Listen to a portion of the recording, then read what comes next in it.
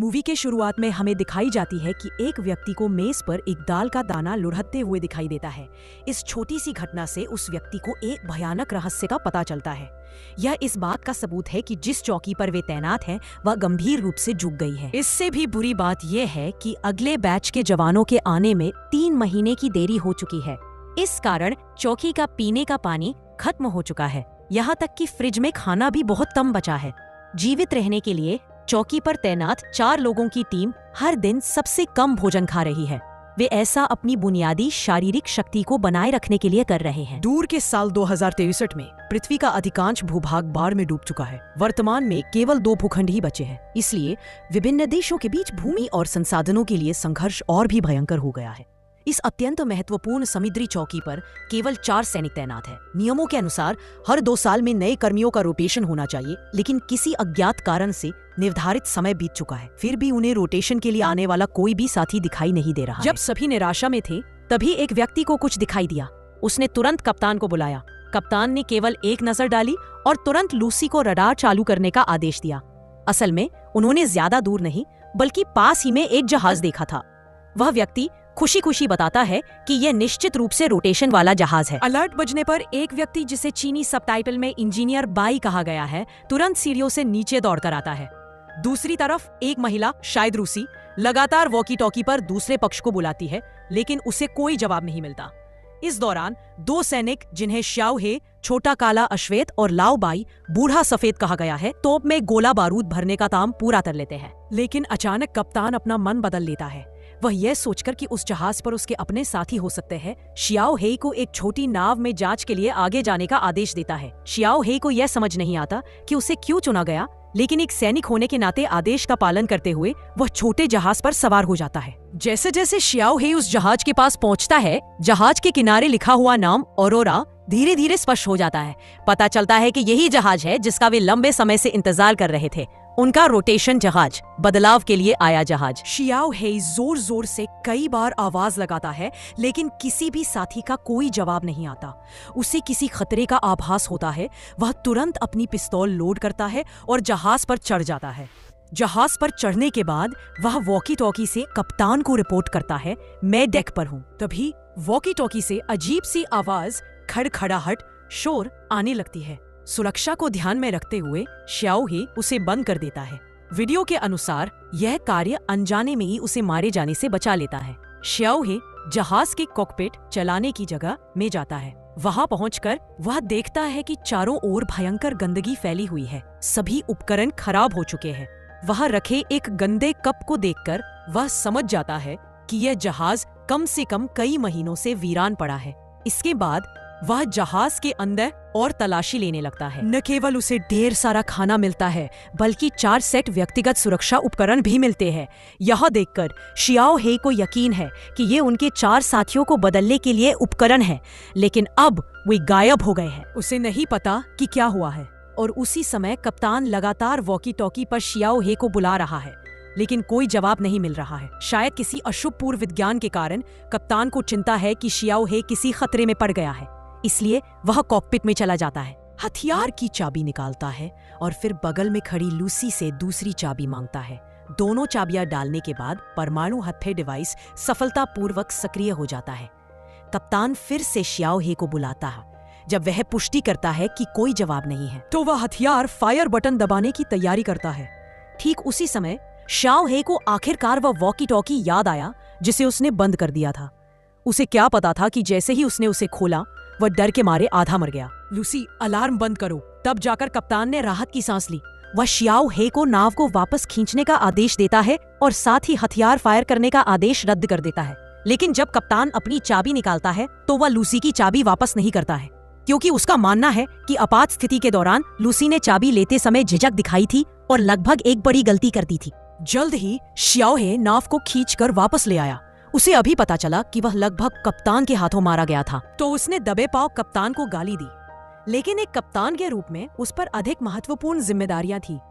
वह यह कि पूरे दल को कैसे जिंदा रखा जाए, और अब केवल वही जो 4 लोगों को बचाकर वापस ले जा सकती थी, वह इंजन खराब हुई नाव थी।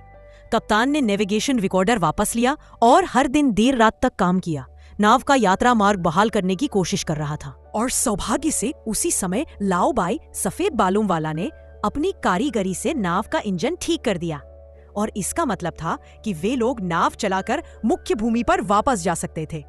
शियाओ हे काला सांवला आदमी ने यह अच्छी खबर सुनते ही तुरंत सोती हुई लूसी को जगाया। हालांकि अप्रत्याशित रूप से जब लूसी को यह खबर पता चली तो उसने बिल्कुल भी खुशी नहीं दिखाई और कहा कि उनके सभी कार्यों के लिए कप्तान की सहमति की आवश्यकता होगी।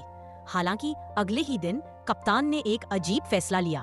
तुरंत नाव के सभी पुर्जे अलग कर दिए और ये भी कहा कि जब तक उन्हें उच्च अधिकारियों से आदेश नहीं मिलता तब तक कोई भी अपनी चौकी नहीं छोड़ सकता।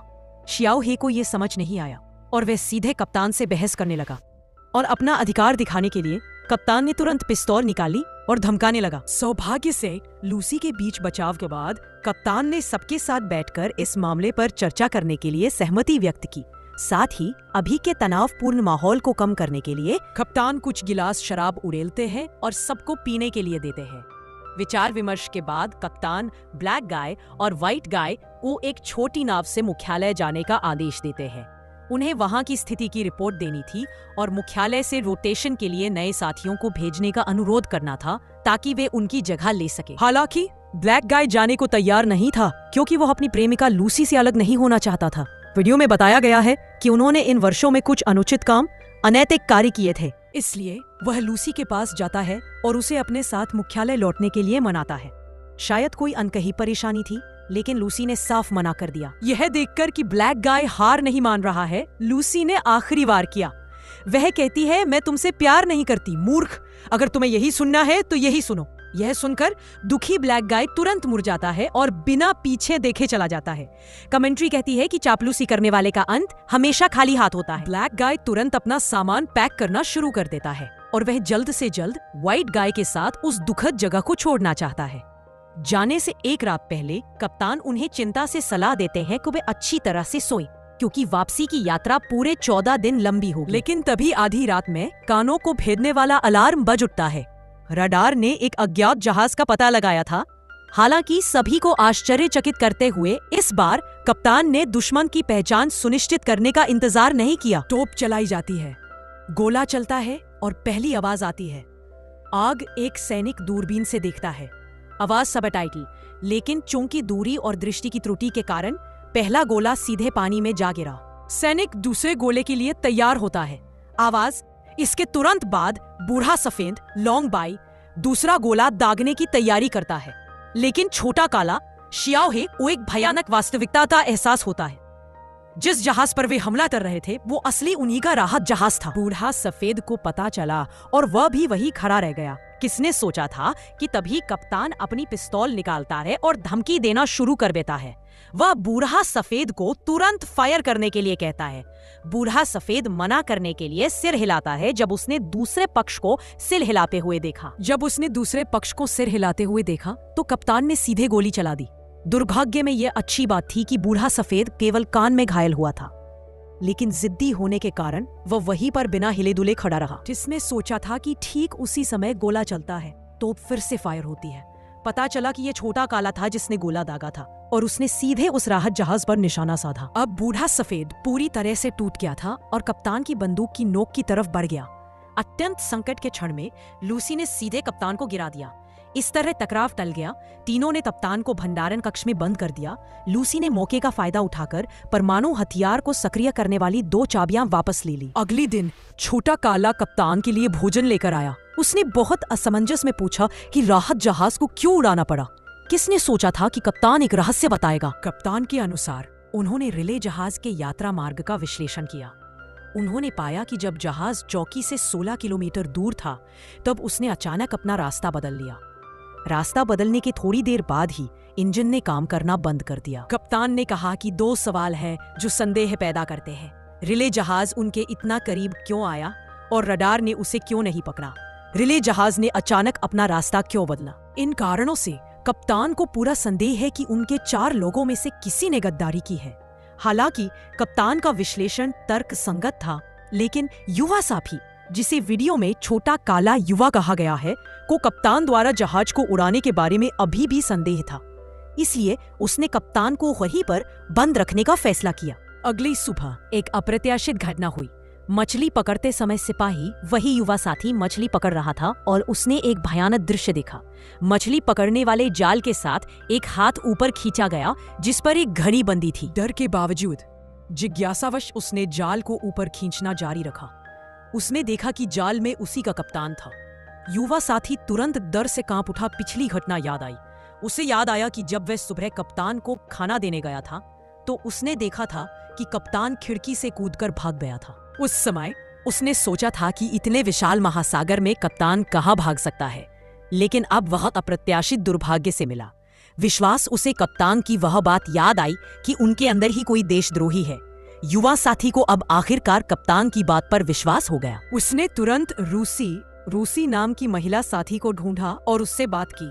उसने रूथ से कहा कि वह उसके साथ रिले जहाज के उस स्थान पर जाकर देखना चाहता है जिसे उड़ा दिया गया था। पुरुष कहता है कि उन्हें उम्मीद है कि दूसरा पक्ष जहाज के मलबे को देखने जाएगा ताकि शायद कुछ उपयोगी सुराग मिल सके।